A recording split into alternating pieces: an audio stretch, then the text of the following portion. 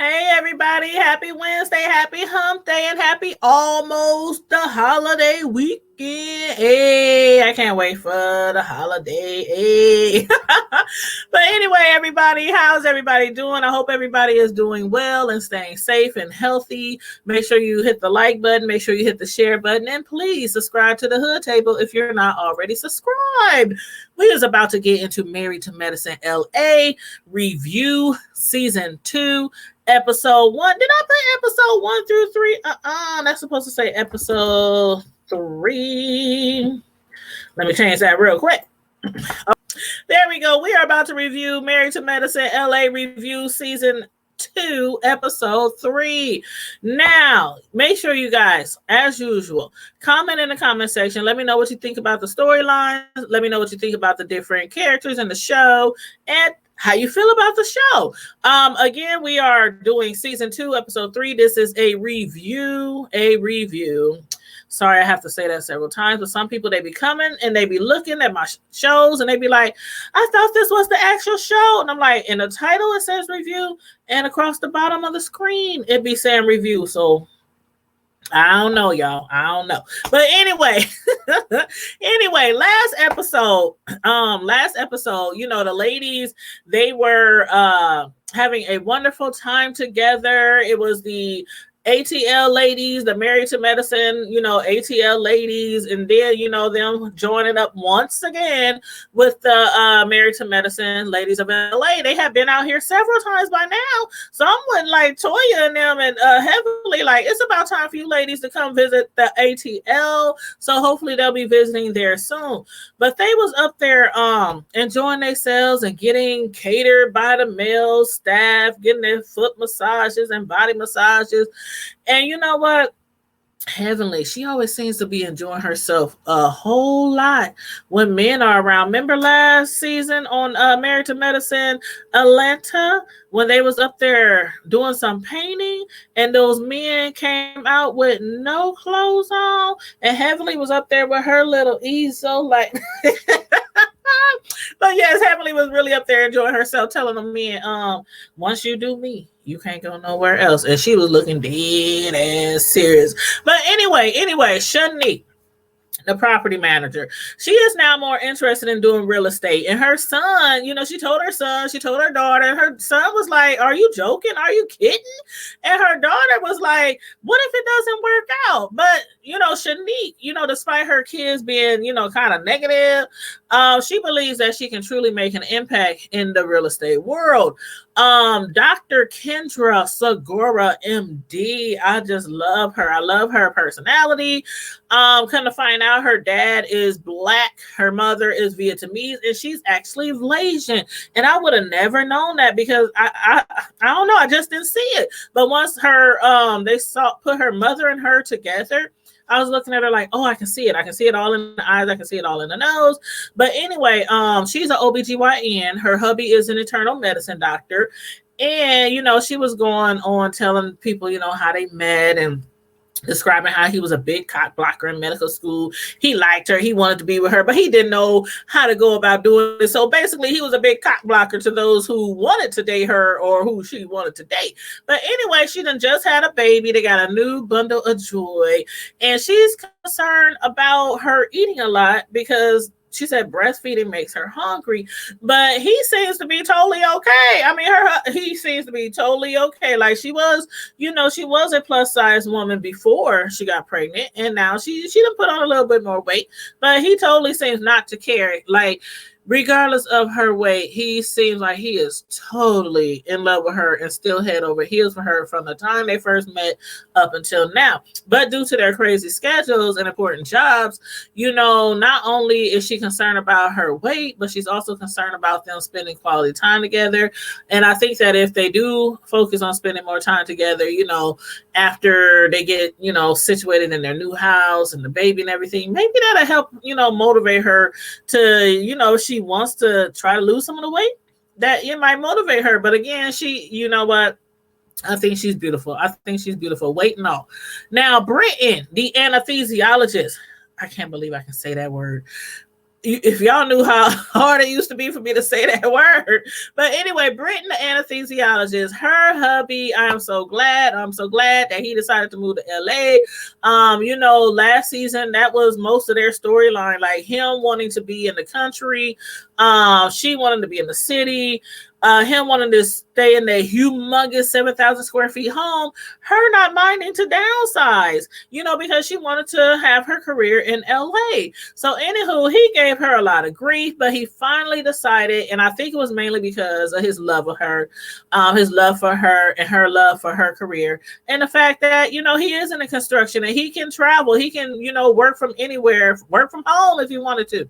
So anyway, he decided to make up for everything he put her through last season. He was going to throw her a big 43rd birthday party. And I must say, oh, Britt and honey, you do not look anywhere close to 43 years old. But then I was like, what the heck is up with her and her hubby sleeping in separate rooms just because her son wants to sleep with Brittany by herself? Huh? Man, I learned from my friends and family to make sure my kids started sleeping in their own rooms as soon as possible after they were born, because I ain't about to have no little cock blockers running around my crib when their father and I are the ones paying all the bills. You better take your butt to your room, sleep outside the door, something, but you're not, nope. Now there are some rare times when, you want your kid, you want to have them in bed with you, especially if it's like a thunderstorm outside or you just chilling and just spending some quality time watching TV. But every night, her husband going down the hall to the other bedroom after you done dragged him across the entire country and he's sleeping down the hall. Please. But anyway,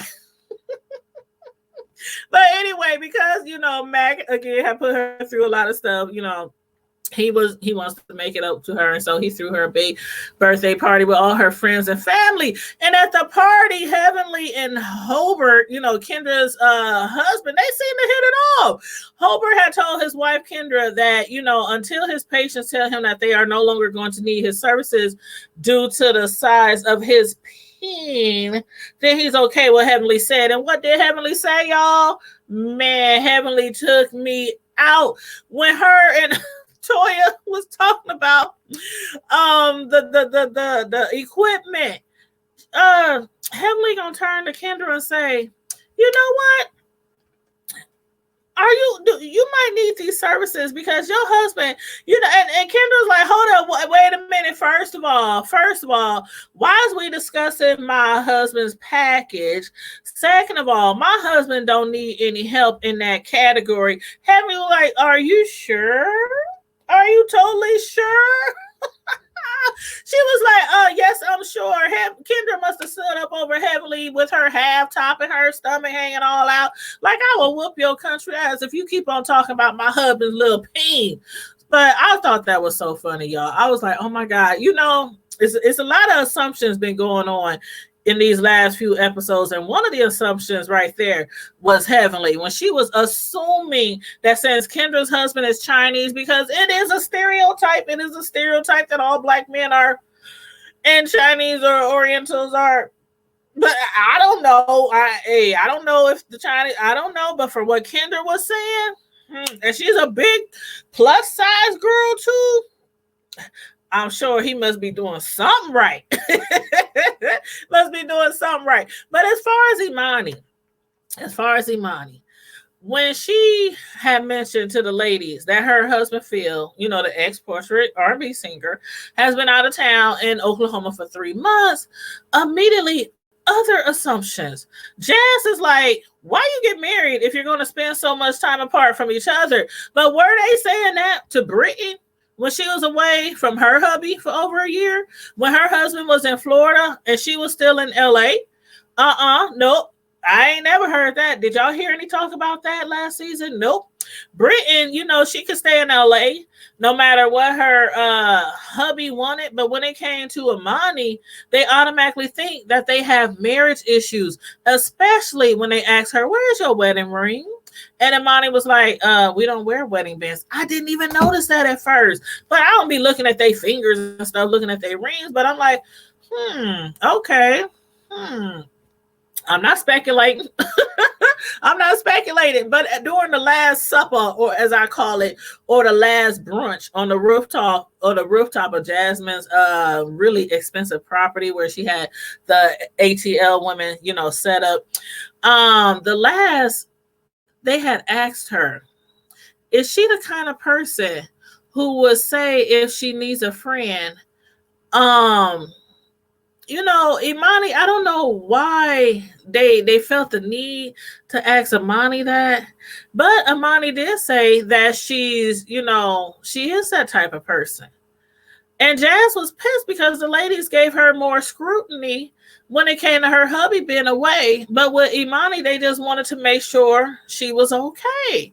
So I don't understand these ladies when it came to that part. Like, I don't know. It's a lot of assumptions going on instead of asking questions. But overall, the brunch was really good. Contessa made it very clear to the ladies, that the Atlanta ladies had been to LA twice. Toya and Heavenly, they all agreed. They was like, yes, we done been here twice. It's time for y'all to come out to the ATL. So again, hopefully they'll be out in the ATL soon to visit them. But then Britton and Imani, they meet up at Mr. O's to celebrate Imani and Phil, both for being in the Essence magazine.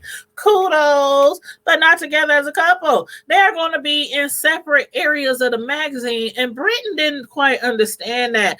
Imani, she has always dreamed of being featured in the Essence magazine, but although they are not, being featured together, Imani still thinks it's a power move. It's a power couple move for her to be featured in Essence for raising the stigma of Black households, discussing mental health, and her husband to also be featured in Essence for, his Black cannabis entrepreneurship for his weed dispensary opening soon in Oklahoma.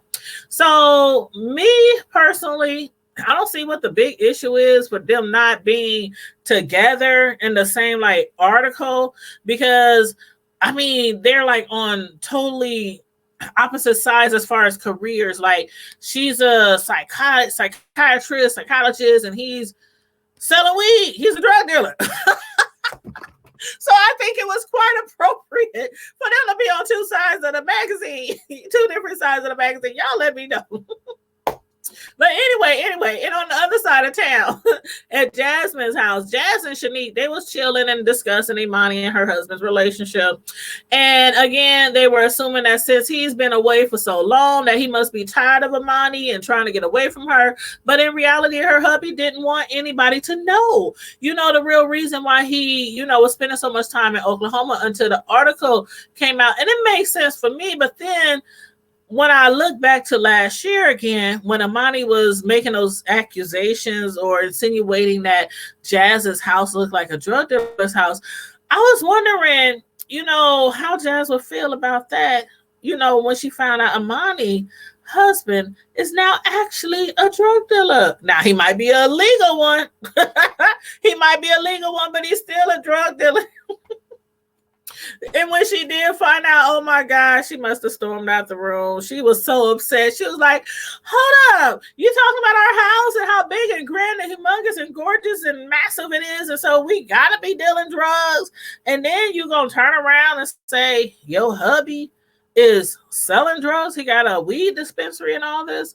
Again, I wonder if Imani, when she had made that insinuation or accusation or whatever, was her husband at that time even thinking of or interested in being a weed, having a weed dispensary? And if so, why would she make that assumption? I got questions. But anywho, Shanique. At Shanique's home, later on in the episode, her and her husband, Robert, they was sitting around chilling. It's dinner time. They fixing some Jamaican food. On the green screen, he looks over at her and says he likes to eat Jamaican food. Man, I can imagine they had so much fun, off camera. Off camera, he just seems like, oh my God, he would. Maybe okay. Let's move on. But anywho, Shanique was bringing up to her hubby, bringing him up to speed about the situation, that she was having with some of the tenants, domestic violence issues, and she was expressing to him how she enjoys her job, but she really wants more out of it. She finally relays to him what she was telling the children, who were like, "Mama, are you sure? What if it don't work out?" And her husband, I don't know. I don't think he believes that it won't work out. I think he's more concerned with her not being able to spend so much time with the children anymore, because I think she has now like a more of a 9-to-5 job, and he being, a doctor, that's not quite a 9-to-5 job. You know what I mean? And she wants to now be on the high end of real estate, selling luxury real estate. And then I was also thinking, is this what she really wants? Or is she just, becoming more fascinated by her homegirl Jazz's career? Like Jazz is out there. She's doing the high-end real estate, the luxury cars, the luxury rental estate, the luxury homes, taking clients out to all the fancy places, around LA and everything. And I'm thinking, is that rubbing off on, Shanique? Does Shanique think that what she's doing is not so important compared to Jazz? I don't know. Maybe she needs a little bit more excitement in her life. And I don't know if it's because she's lacking some excitement at home, or is it really just because of her job? But anyway, her husband was a felon. He said he definitely ain't about to pile on more responsibilities for her to be a celebrity real estate agent to the stars. So we shall see where that's going to go. Kendra's mother, again. Kendra's mother, she visited her. Her mom, again, is Vietnamese, and she was insisting that Kendra starts breastfeeding if she wants to go back to work before a year of time off from having the baby. But again, Kendra, she had already expressed how the breastfeeding, how it's making her eat more, making her, gain weight and everything. But Kendra's mom, she, definitely believes that this is something you have to do. If you're trying to go back to work before a year's up, then you need to keep on breastfeeding that baby. I'm like, I wouldn't judge if you breastfed or if you, bottle fed. Her mother was like, you're going to have to get the Similac. If you try to go back to work, if you don't breastfeed, you're going to have to get the Similac. And I'm like, to me, I tried breastfeeding with my first one. It didn't work out. It was a hot mess. I was like, give me the Similac. Give me the Similac. And I heard them put that stuff in the bottle. Shh. There you go, boo. There you go, boo. Because that breastfeeding was not so, I know they say people who breastfeed, they be less sick and they have less problems and all that kind of stuff, but I think I turned out great. What y'all think? But anywho, when it came time for the housewarming party, Kendra had decided to have a chef do everything, all the cooking, since her mom wasn't interested in cooking. But her mom, she was going to make sure that everything's everything and that the food, including the Vietnamese food, is made correctly.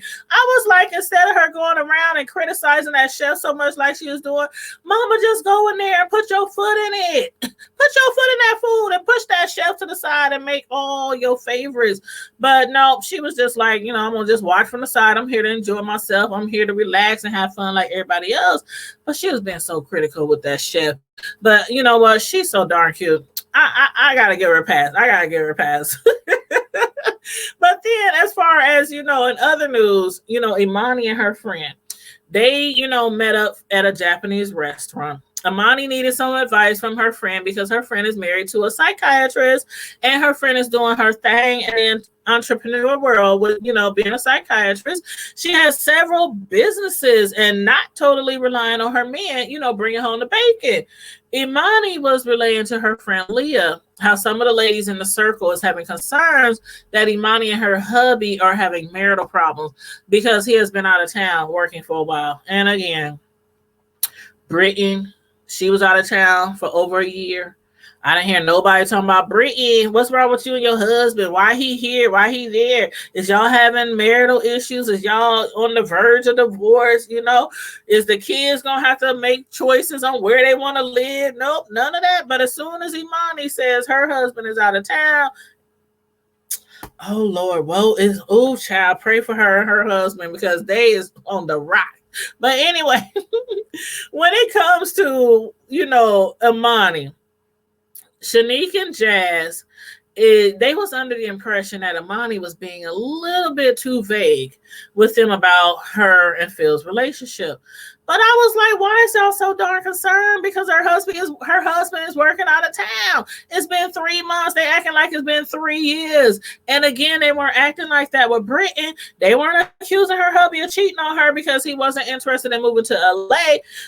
And I know that Britton's husband, loves her, and that's probably the reason why he, moved there. But shoot, I'm still kind of surprised that he changed his mind and moved to LA. But anyway, finally, Imani, she admitted to the ladies, or should I say, revealed to the ladies at the housewarming party that her husband opened up a weed dispensary. So now Jazz was really pissed. She was like, Imani, trying to lighten the situation by saying, how she now lives in a drug dealer's house. And she was really, really trying to lighten the situation because Jazz made it very clear that she thought it was rude and very disrespectful what Imani did by accusing her and her husband of, partaking in illegal activities and possibly having like a drug dealer's home, when in actuality, in reality, I should say, her husband, the ex-member of Portrait, has been working on becoming a drug dealer. Like, how ironic. But did y'all think that Jazz was dragging it out? Like, Leah thinks Jazz is dragging it out and being extra messy. So then Shanique, she jumps in to defend Jazz by trying to deflect and the messiness onto Leah. And she tells Kendra how Leah was joking about her Instagram picture and telling her that she was, I can't remember what she said her outfit looks like. I don't know. But it was kind of funny. It was funny, but I was tickled just watching the men outside on the balcony because it just kept making me think of the Married to Medicine Atlanta. You know how every time they had a function, every time they had an event, the guys was always somewhere way over here and they drinking their drinks and they laughing and they, telling jokes and all that, while the ladies is over there arguing and screaming and yelling at each other, trying to tear the house down. And that's the same thing. The man was on the balcony and all you could hear was the ladies screaming and arguing and fighting. I was like, oh my God. Here we go. But then I was like, how the heck is Shanique trying to call somebody out or come to the defense of Jazz when just last season Shanique brought Larry's ex to a party with her homegirl Asha? Y'all remember that?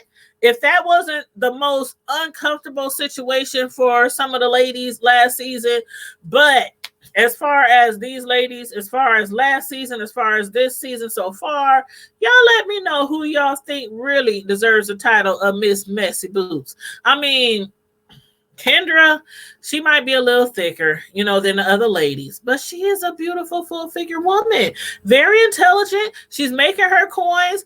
And I'm like, celebrities, y'all gotta stop body shaming people, because if y'all stop body shaming people, if us regular folk see y'all not body shaming people, maybe us regular folk will stop body shaming people. But a much bigger question, y'all, was how did y'all feel about Kendra's husband Hobart being the only one in the entire party wearing a face mask? I was looking at him like, oh my God, you look so out of place. But I can't even say he looked totally ridiculous because of the fact that, the Rona is real. The Rona is real. And he doesn't want to throw caution to the wind. But with the COVID, I'm like surprised that, within these last 3 episodes, we ain't really heard much talk, and most of them is doctors, and we ain't heard much talk about the COVID, social distancing, and then bam, there's Hobart wearing a mask at the party looking like he's either contagious or thinks somebody else in there is contagious. And then their beautiful little bundle of joy, he's being passed around like some, mashed potatoes at the party. So was it like really necessary for Hobart to wear a face mask when everybody else is so carefree enough to pass the newborn baby around, even though they all come into contact with patients every day? Like the doctors, they go to work every day. They see these patients. Even, Imani, being a psychiatrist, she sees people every day.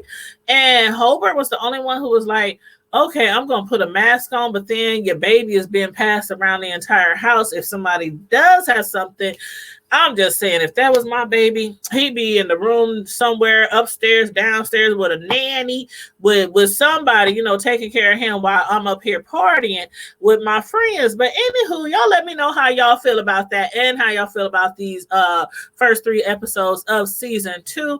I am enjoying it thus far. Again, my two favorite characters so far is Imani and Britton. So far, that might change in the middle of this season.